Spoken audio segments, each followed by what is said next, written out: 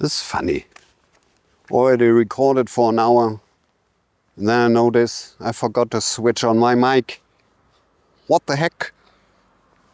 Anyway, today I'm using a different lens. Last time was a little too much distortion. And this time I tried to do all the editing on the smartphone with CapCut and upload it. It's pretty annoying, but I somehow have to get used to it. Now, the best stress reduction is if you can avoid stress beforehand so that it doesn't happen in the first place. How do we start? We start with the Credencial, your pilgrim's passport. Now, when you look in Google, or when you ask Google where you can buy a pilgrim's passport in Porto for the Portuguese Way, Google says, oh, you can get your pilgrim's passport at the cathedral in Porto. This is where the Camino starts, and you can get your first stamp there. That's nice. What Google doesn't tell you is that the cathedral in Porto has opening hours. Yeah. From 9 a.m. to 6 p.m. And on Sunday it's closed. A cathedral that's closed on Sunday. Hilarious. Anyway, so if you arrive at the wrong time, you have no pilgrim's pass. So where you can get it in Porto? I don't know. And I don't want to make any research and find out. So I ordered my pilgrim's pass online. It's not, I don't know, 3 euros? It's 5 euros. So what?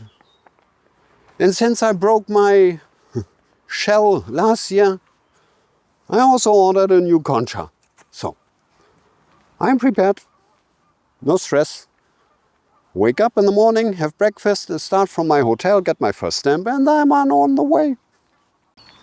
Next thing, packing lists. Don't stress yourself with packing lists from the internet. I used one in 2015. Was pretty annoying and pretty pointless. Now when I pack for my Camino, I have 3 piles. One pile with the things that are absolutely necessary, like one set of clothes for changing, some stuff for bathroom. The second pile, things that are not necessary but nice to have, like additional t-shirts or underwear, because I'm lazy, I don't want to wash every day. The third pile is things that are pretty useless, but I just want to have them with me. And then I start packing from left to right until the backpack is full. And in the end, I'm surprised that it weighs much less than I expected. And one thing you always have to keep in mind. A backpack is a living being. Will never be the same as on the first day. Weight is always changing. Don't stress yourself. And don't forget, you're not in the wilderness. You're not on the Pacific Crest Trail fighting with bears and stuff. You're in the civilization. You're in Portugal and Spain. Every day you come across shops and supermarkets. What you don't have with you, you can buy. Forget about packing lists. Now what me, myself, and I annoys pretty much is all those cables and chargers for your electric gadgets. So I try to avoid to take gadgets with me that have to be recharged. The only thing I have to recharge on the Camino is my smartphone, obviously. My mic and my power bank. That's it. I have a smartwatch, yes, but I don't have to recharge it. And I tell you why. Before I come to the smartwatch, Nobody needs an iPad on the Camino. For what? And Bluetooth headsets. Come on, first of all, you have to recharge them. Second, easy to lose. And third, you probably don't use them at all. Maybe in bed, scrolling TikTok videos. Take cable phones. Nobody wants to steal them. Now to the smartwatch. Some years ago, I still have it. It's the Samsung Gear S3 Frontier outdoor version. Pretty nice, loved it very much.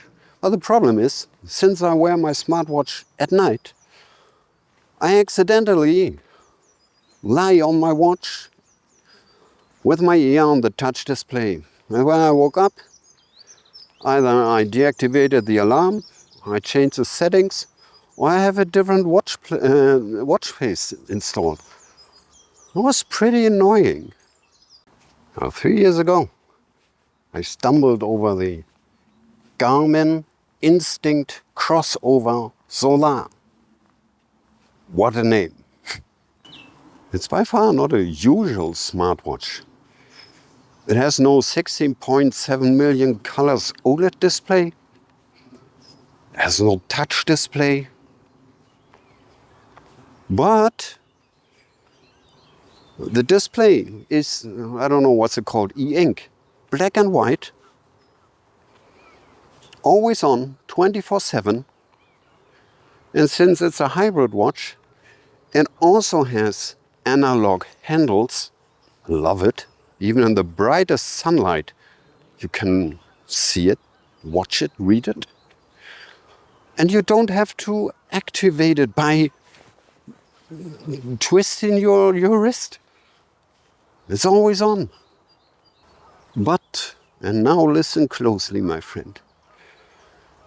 When all sensors are activated, let's say, GPS tracking, heart sensor, stuff like that, 24/7, I have a battery time of 18 days. Not hours, days. When the sensors are activated manually, only when you need it, battery time is 28 days. And since it has solar panels included, battery times up to 72 days. 2 years ago, I was on the French way, 32 days walking. When I arrived at Santiago, still had 15 days left on my watch. How often do you recharge your Apple Watch or your Samsung Watch? Once a day or 2 days? Loser. And even if you would have to recharge it, for whatever reason, you do not need an additional induction charger. You just need an USB cable. Keep it simple. Another point that's not unimportant for me, because I just don't want to think about it, whereas Apple and Samsung, they say, yeah, our smartwatch is kind of water resistant up to 30 meters if you don't move too fast. Salt water, better not. This mofo is full waterproof up to 100 meters. You can go diving with it if you wanted to. And by the way, the Garmin app for the watch, especially the health functions, sleep tracking, GPS tracking, it's amazing. When I bought this watch 3 years ago, it was about 600 euros. Now you can get it for 350-ish. Affiliate link down below. Now, I don't know your attitude. I don't know why you want to walk the Camino. You want to relax and find yourself, or are you more the adventurous type? the type who says, "Oh, just walk, you will always find a place to sleep." No, you don't. Or let's say, could be. If you walk in April or October. And in the main season, between May and September, that didn't even work back in 2015 when I walked my first Camino. And now, roughly 500,000 pilgrims on the road. Come on, you're delusional. Therefore, make reservations. Let other people talk. You have a place to sleep. And believe me, there's nothing more annoying than arriving in the afternoon, dusty, dirty, hungry, tired, and all beds are occupied. That's a pure nightmare. You don't want that. Now, last week I promised to show you something that I found coincidentally on Amazon. Pretty useful. Now, last year I went on vacation in Sardinia and had a problem with my big toe on the left side. I was losing the nail again, and it looked pretty nasty. I wanted to find a solution for that. And I stumbled about this. It's called Fersenfreund. Affiliate links down below. And it's kinda silicone gloves for your toes. That's amazing. Not even for losing your toenails, even if you have bruises or blisters or whatever. I love them so much. You can get them in several sizes. I bought them for my big toe, of course. And I think when you got bloody toes or beginning blisters, could be pretty useful. But apart from that, I think this will be my last video before the Camino Portugues in 2 weeks. Because next week, at least I'm planning to do my tax declaration. I hate it. Anyways, see you. Stay safe, stay healthy, stay tuned. And I don't know where you are. Buen camino.